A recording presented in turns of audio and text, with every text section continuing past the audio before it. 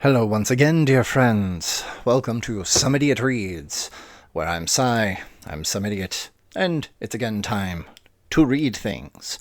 This time from beyond the veil of 40. Yay.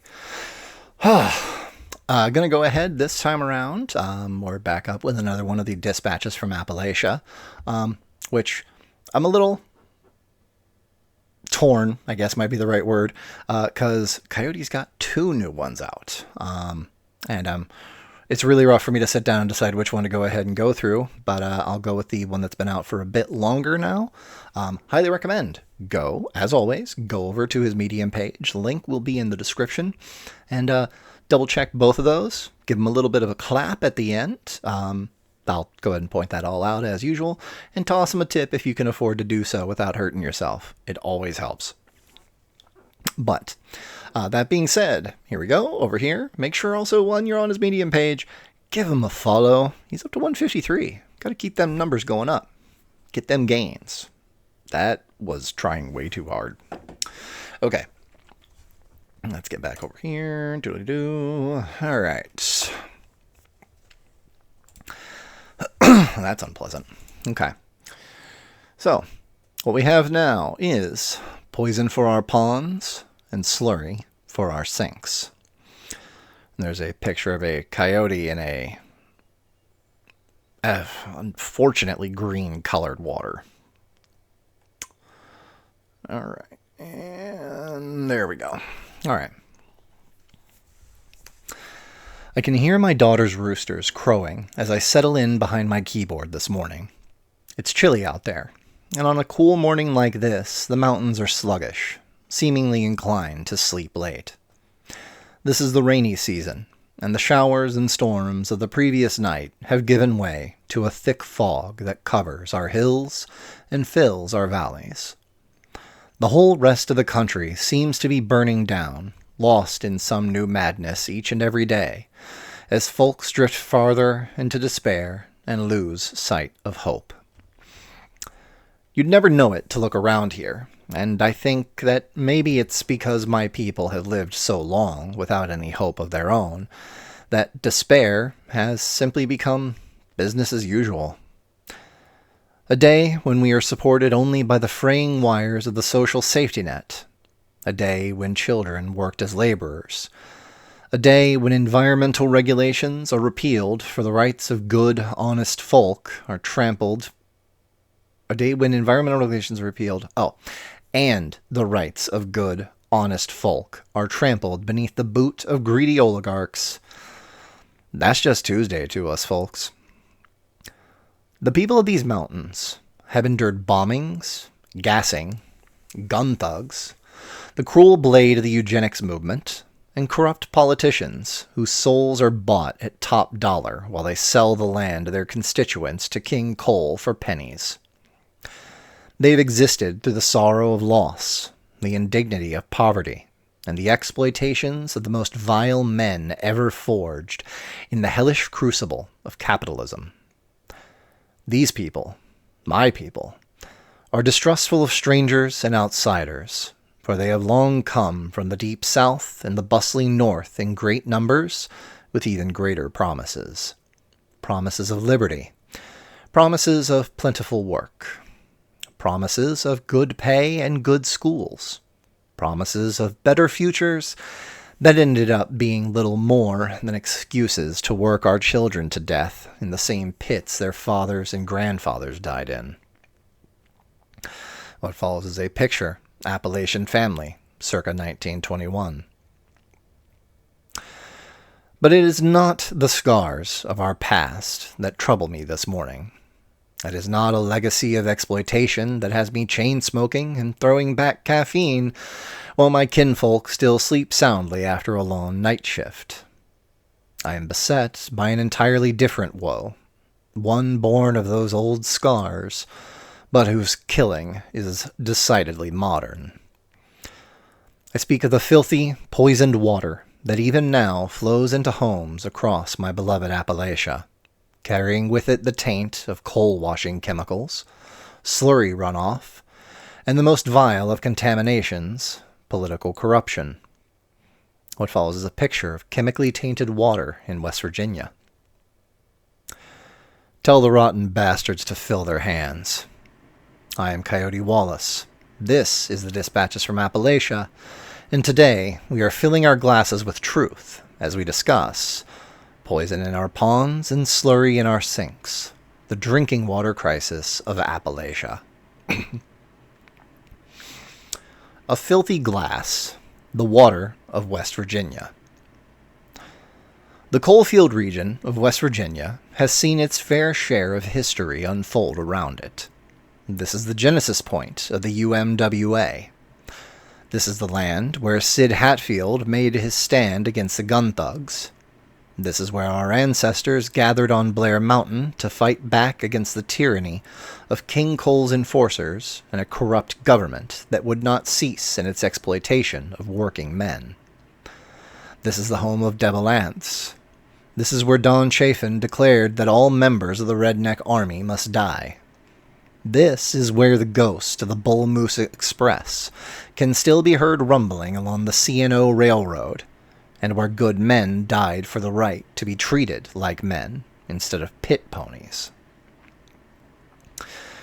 As the years have passed and the coal seams have dried up, the people of West Virginia find themselves increasingly abandoned by the very industry they once fought so hard to tame. While the exact population of the coalfield region is hard to pinpoint, it has faced significant decline as years have slipped into decades. Today, there are roughly 14,000 coal miners working in the region, only a fraction of what once was. And while these men face uncertainty in terms of future employment, it is their families, and those left behind in the poverty created by King Cole's exploitation, who pay the true price. What follows is a picture, abandoned coal structure in Wyoming, West Virginia. These communities, some of them standing since the first lump of anthracite was yanked from the earth, now dwindle and cling to life with a tenacity that would be admirable if not for the grim conditions their people find themselves besieged by. When King Cole packs his bags and leaves a town, he takes all the other jobs that sprang up in his wake with him, and the people are left to languish in poverty. McDowell County, just one small part of the coal fields, has a poverty rate over 33%. More than a third of every man, woman, and child there lives below the national poverty line. They will not leave. They will not abandon their homes. They will not flee from hardship, hunger, or destitution, because they are Appalachians. Follows is another picture, an Appalachian family. In their blood flows a history of defiance in spite of such things. Their ancestors endured, and they too will rise to meet the daily challenge of continued existence in one of America's poorest regions. Neither the machinations of a cruel king nor the empty promises of a well-meaning politician from the West will ever dislodge them. They will die in the shade of their mountains, just as those who came before them did, and just as those who come after most likely will. This is their gallows agreement, their generational curse, their solemn covenant made with the black rock that has defined our people for more than 100 years. They know they are likely as not to never escape. They know the mountains will be their resting place.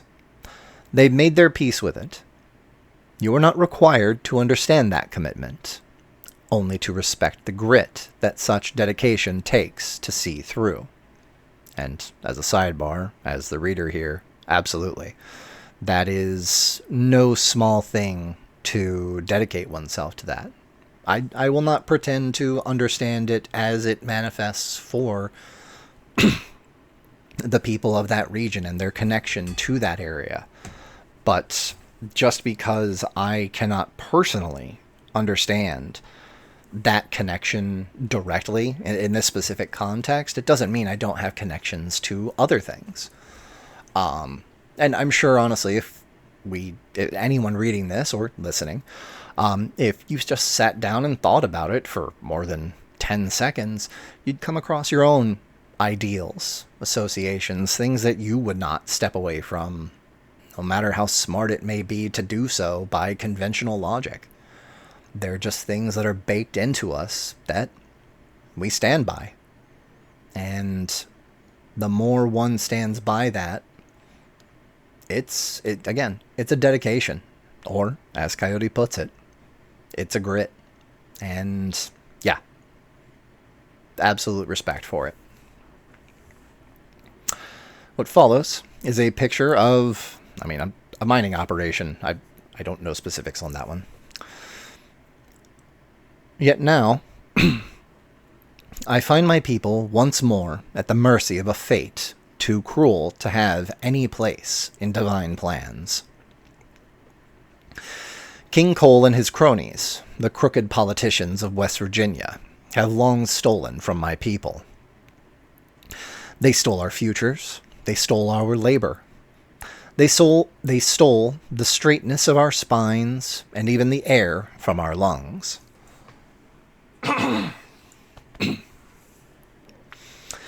They filled their pockets with our misery and loaded up their tables with the bread stolen from the mouths of babies.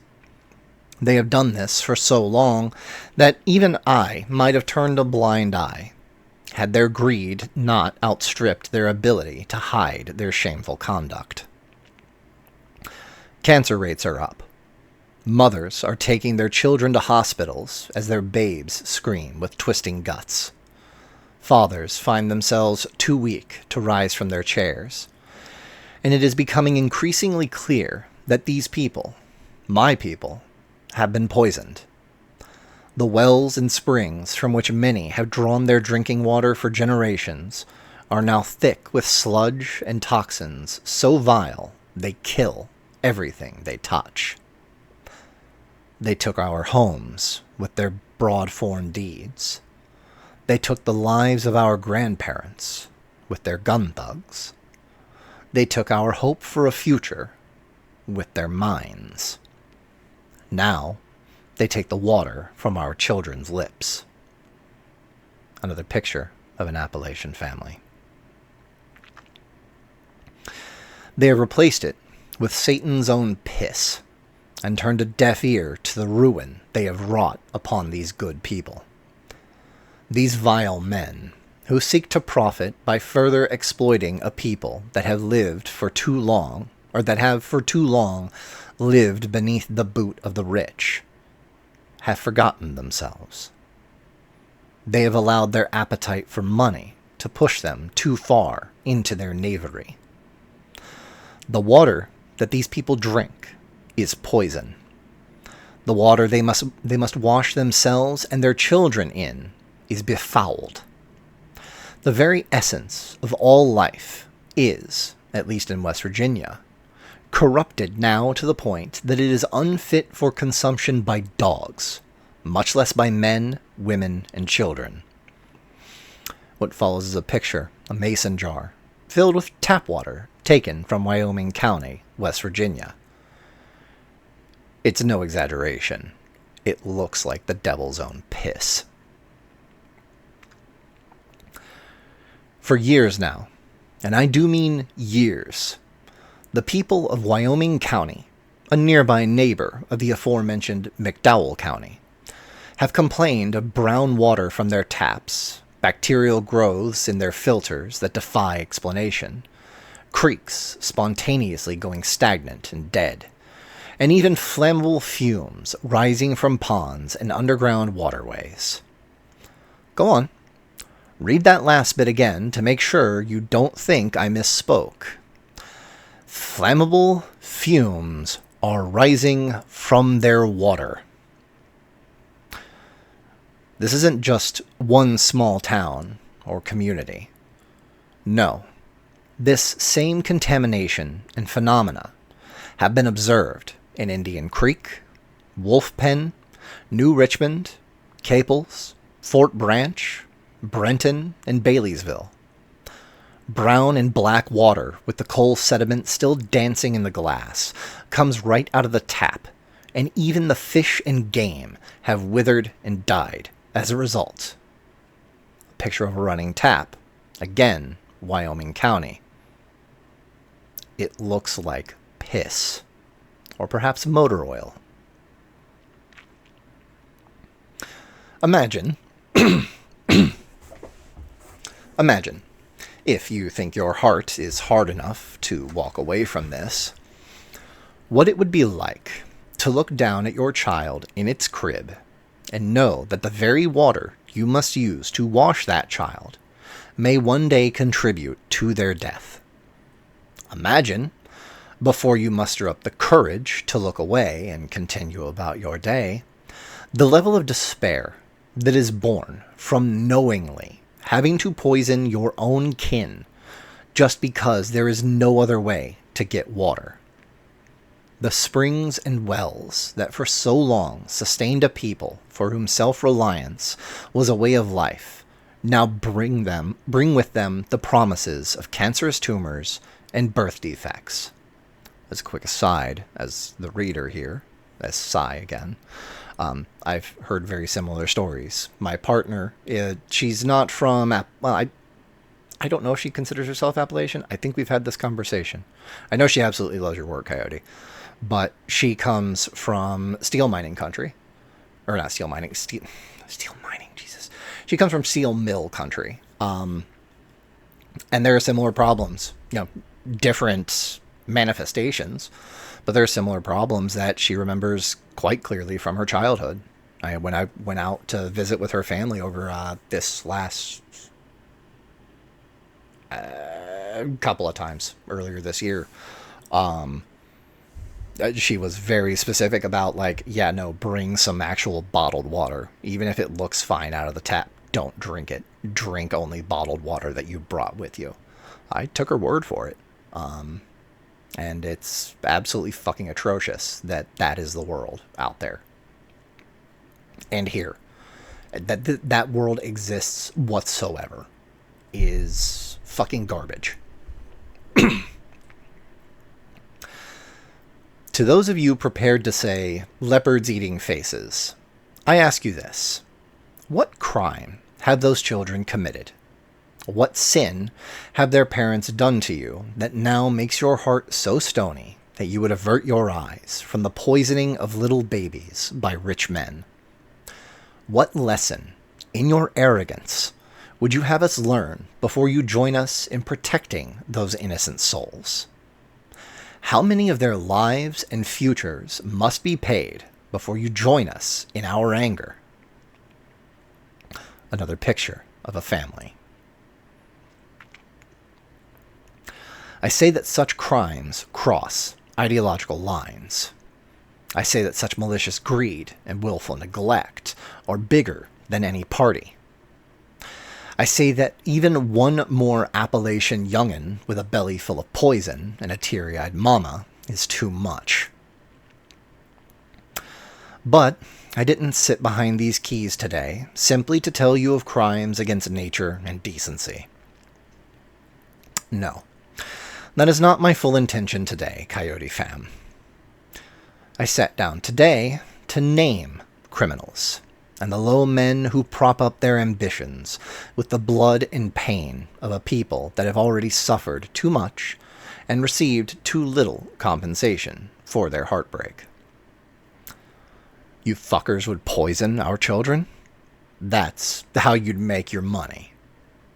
Not even the sand to shoot us like the gun thugs of old, but to poison our fucking young'uns in their cribs, sicken our wives, choke the life out from our husbands, inflict cancer on our sons, steal all that is green and alive in our mountains and replace it with the black sludge and slurry you lick from the boats of King Cole? Well, if that be the case, old sons, I'll shout your goddamn names from the top of every mountain so that Mr. Scratch himself will know exactly where to find you. I will etch the names of your companies into the stone of eternity so that there will be a record that you were ever there, that you were seen, that you were known for what you are, and that not all of us were content to silently await the painful deaths that were the gifts of your industry to our people. Stand and be counted, you sad sons of bitches. The King's Court, and other disreputable excuses for humanity. It follows as a picture of Jim Justice and Donald J. Trump. And my God, Jim Justice looks like a walking bloated corpse in that picture. Like, I'm actually feeling physically nauseated, and I'm glad I didn't eat before reading this article. Good God.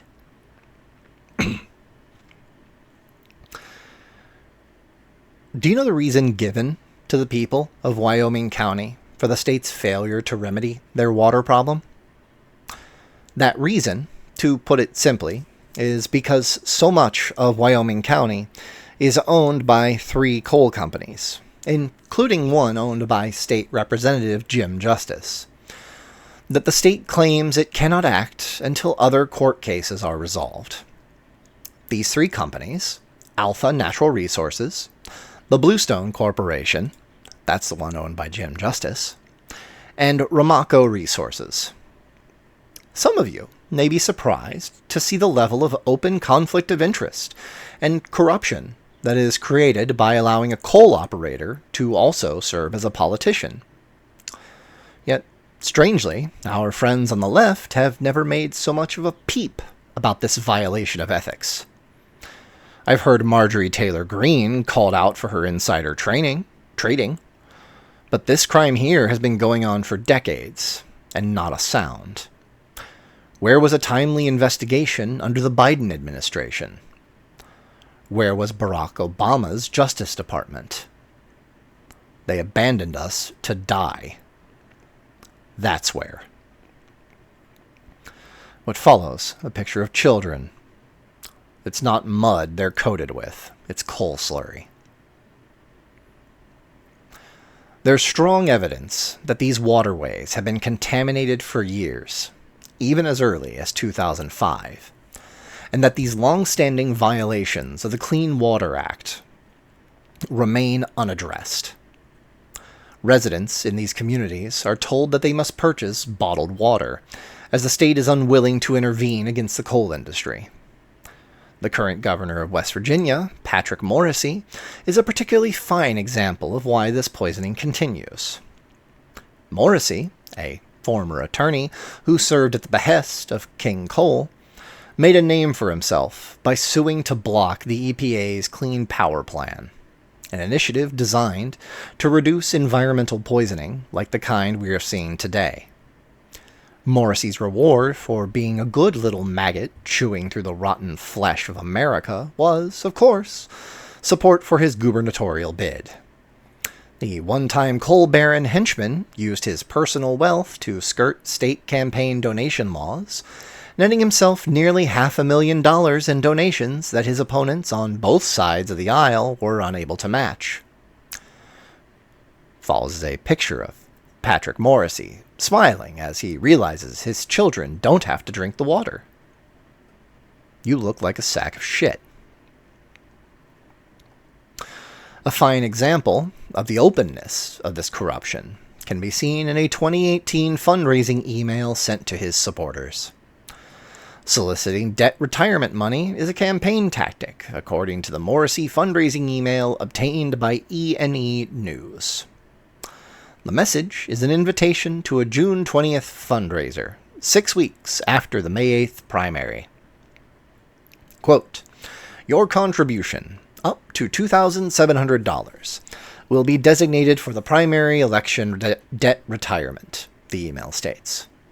The next $2,700 will be designated for the general election.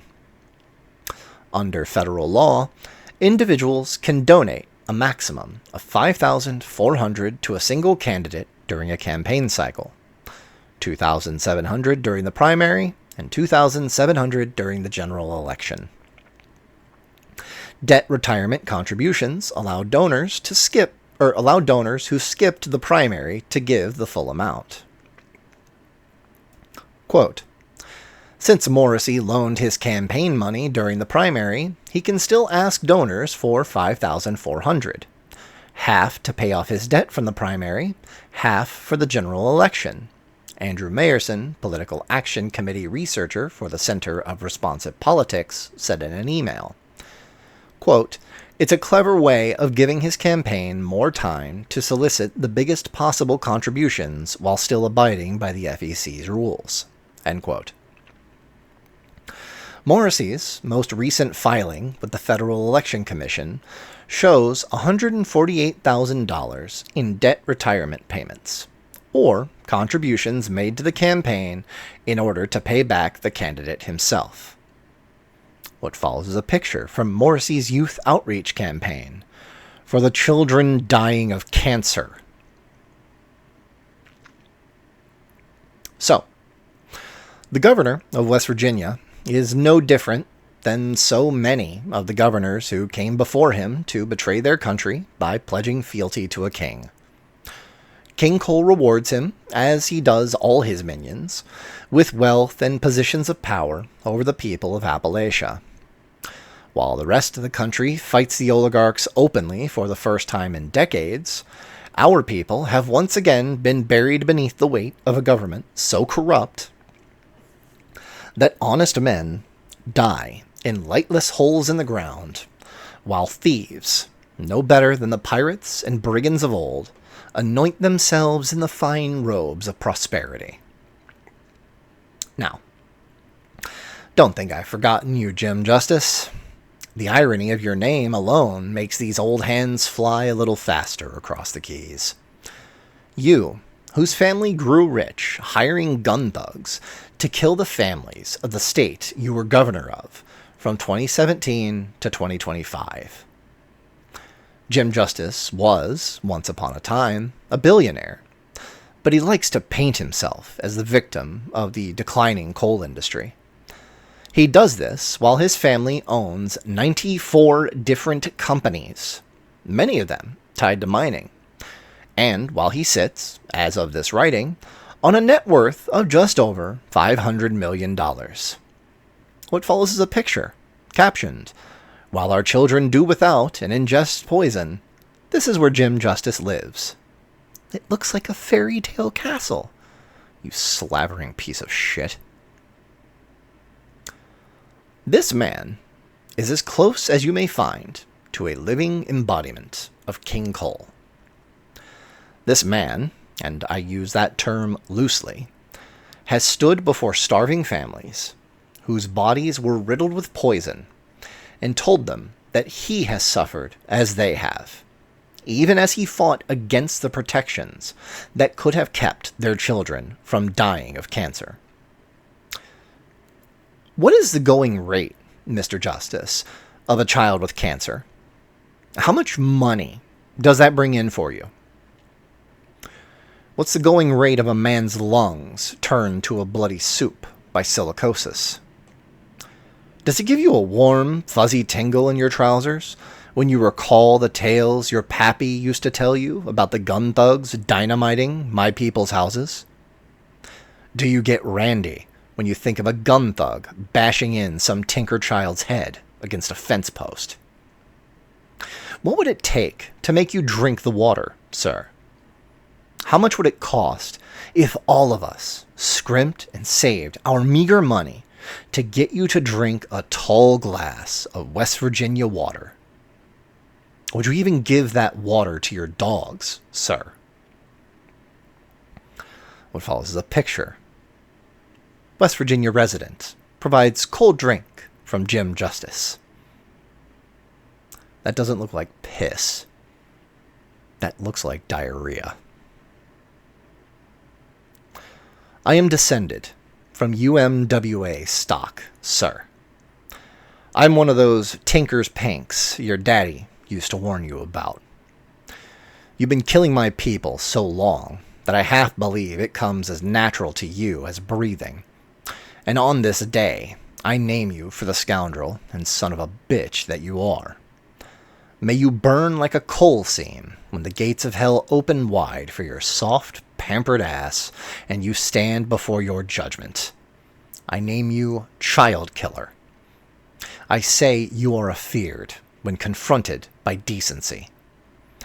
I say you are a scab lover. I say that Mother Jones would have had us run you up a tall tree with a short length of rope. I say that Sid Hatfield, whose guns once drove your foul ancestors from my people's land and set them to running all the way to Warren G. Harding for help, would have given you a seat in hell right beside Albert Feltz.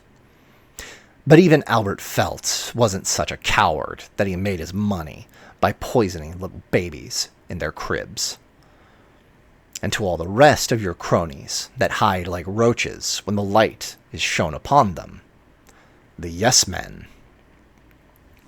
the crooked law that beats us with their clubs when we step out of line and locks us up, the judges who pimp out liberty and goodness to the highest bidder so they may continue to live in comfort while the rest of us go without.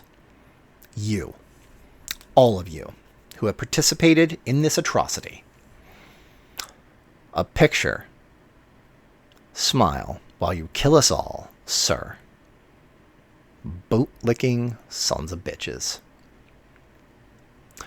Who have profited from the tears of mothers and the screams of children who do not understand the poison ripping through their guts. Those who have stood idle, afraid to stand up when they are needed most, for their fear of political loss is greater than their fear of burying young'uns in paupers' graves. You are damned. Do you understand me? Damned. If you know justice in this lifetime, I will be most pleased. But I can also rest assured that if there is a creator who watches over their children, if there is a higher power than we mere mortal men, then you gentlemen have purchased your ticket to hell with a river of poison. You have condemned yourselves and all those who follow you with your naked greed and ugly behavior. Woe be unto you, kneeling cravens of King Cole, for sure as shit sticks to cotton, your legacy will be one of ruin, taint, and rot that goes all the way through. A person reaps what they sow, and you have sown nothing but misery and heartache for our people. You have abused your positions. You have betrayed your blood.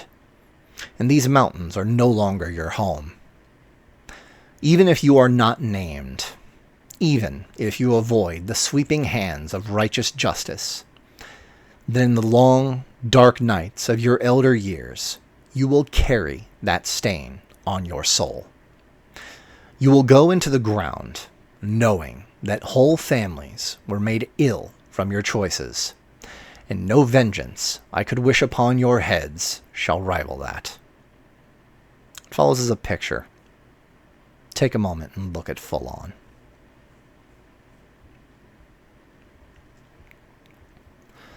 Beneath the surface of bad water. There is an overwhelming correlation between West Virginia's cancer rates and its tainted water.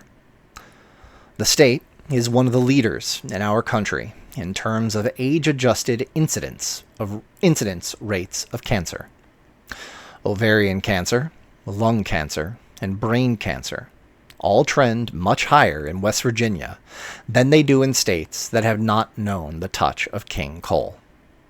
Nearly 489 people out of every 100,000 residents of West Virginia develop some form of aggressive cancer. That is almost double that of states that enforce environmental protections and whose politicians are not owned by the coal industry. For every 8 of my people, one of us is a survivor of cancer. Over 1/4 of all people who have lived in West Virginia for more than 3 decades have developed cancer. Due to PFAS contaminants, which is per- and polyfluoroalkyl substances used in the washing and treating of coal, leukemia stalks the children of the coal fields. Their futures stolen from them, robbed from their little hands. Next time you go to the hospital, pay a visit to the children's cancer ward. Take a good, long look at what a child suffering from leukemia looks like.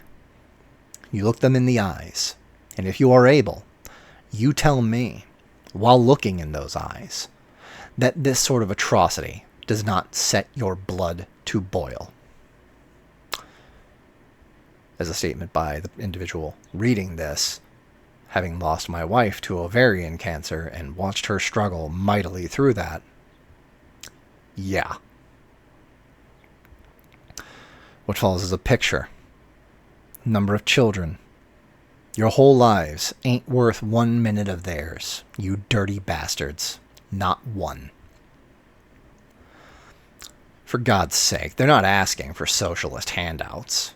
They're not asking you to give them your precious money. They want water. Clean drinking water. They want to live. They want to grow up. They deserve that. And every single one of us who has lost a family member to cancer, every single one of us who has endured sitting beside a bed as the person they love wastes away to nothing, every one of us who has cared for a parent, or God forbid, their own child, or a lover, or even a friend, knows that this is the worst sort of butchery. The sort of killing only cowards do. They campaign on bringing back coal jobs because the people are desperate for work and want to feed their families. What they sell the desperate, however, is not prosperity or opportunity, but lies that lead only to little caskets. West Virginia is presently one of the leading states in the country for new diagnoses of cancer among children. Follows a picture. Child in a hospital bed and a doctor. Braver than your lot, Jim Justice. Braver by a damn country mile. These children do not deserve that fate.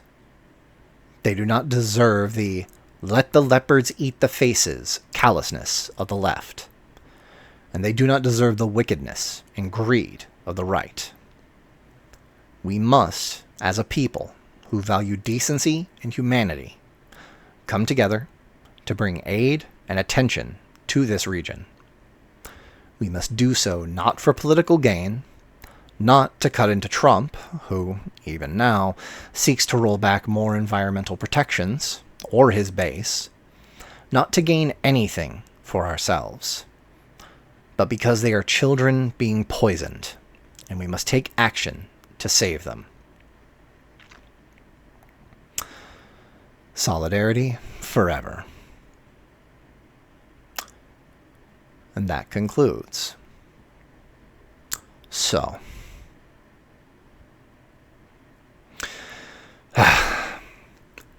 you'll note in the article here, before I get to my own commentary afterward, down here, give a tip. If you can, please leave him a tip if you can afford to do so. It's particularly helpful to him right now. I'm not going to go into his business, but it would be helpful right now. Again, only if you can afford to do so, and it's not going to wind up hurting you. Please, toss the dude a tip. He fucking deserves it. Again, also make sure that you are following. If you enjoyed this, follow him. I mean, you can follow me too. I appreciate that. I love the attention, but make sure you're following him. I am just a vessel through which his words are getting marginally acceptable voice work, maybe. I don't know. One thing there's not much I want to comment on regarding the article itself. I think it stands exactly for what it is. It's a fucking travesty. Well, it's reporting on a fucking travesty. I do want to comment, though, on the calling out for the leopards eat the faces callousness of the left, as he framed it. That is an accurate thing. It exists. Plenty of people use that phrase. I myself do. Well, I have. I suppose I still will.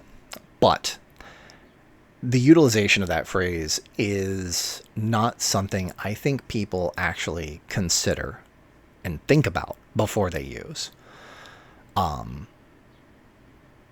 This is often a problem that exists, but the sentiment, this is me side, this is not Coyote. Coyote's opinions and Coyote's stance on things, anything Coyote would say, that is all done with me concluding the article. This is just me now.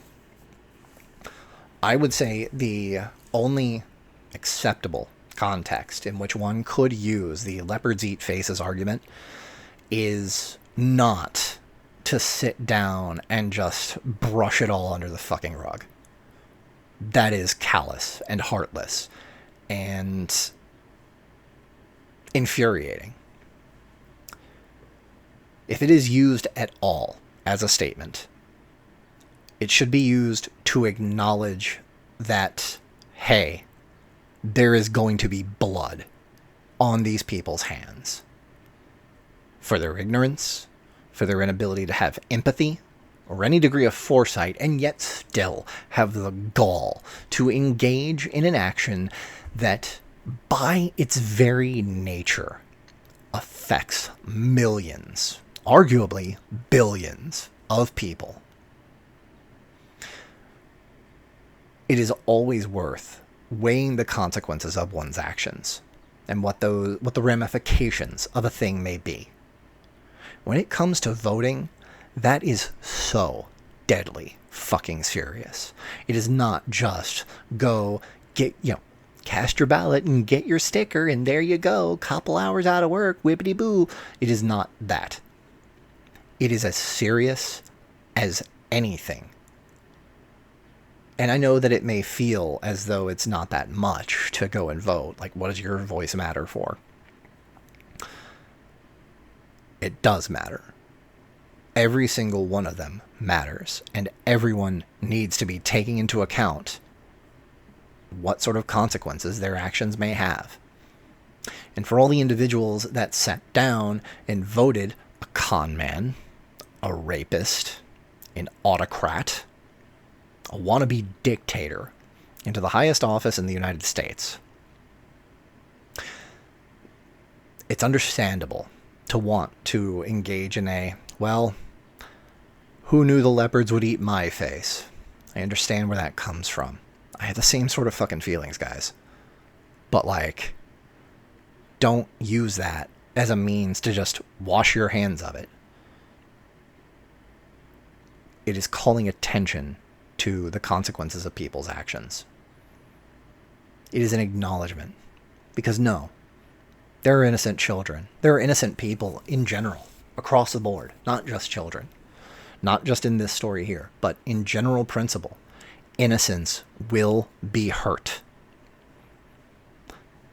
by the lack of empathy and foresight upon individuals who bought into a fucking grift.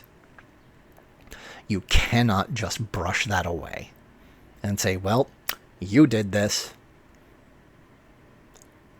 Make sure that you're aware of that.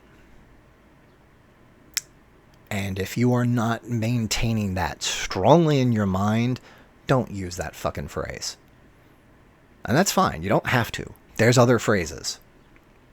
You could look somebody in the eye and tell them, well, what the fuck did you think was going to happen when you elected this asshole? Put the responsibility on their shoulders explicitly. They bought and paid for that anchor to be hung around their neck. Put it there. Remind them that it exists. Go with that as your intention. And for the innocent people that are being harmed by their terrible actions, have nothing but sympathy for them. They didn't ask for this. Either they actively tried to work against it, or they did not have a say in the matter. Express nothing but sympathy for them and help them when you can. And to hell with all these other assholes that fucking encourage this shit for nothing more than naked fucking greed.